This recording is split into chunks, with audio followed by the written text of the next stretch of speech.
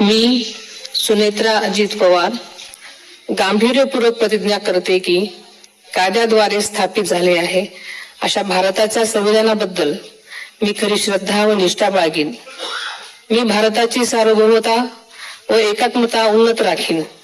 मी महाराष्ट्र राज्याची उपमुख्यमंत्री म्हणून माझी कामे निष्ठापूर्वक व ससद विवेक बुद्धीने पार पाडेन आणि संविधान व कायदा यानुसार सर्व तऱ्हेच्या लोकांना मी गांभीर्यपणे व निपक्षपातीपणे तसेच कोणाच्याही विषयी ममत्वभाव किंवा आकस न बाळगता न्याय वागणूक देईन.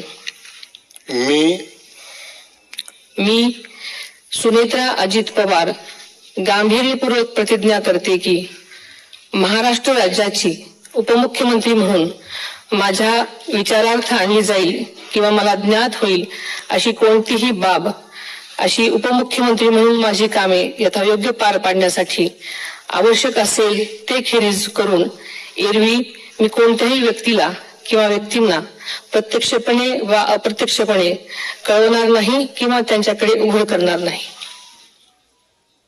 धन्यवाद.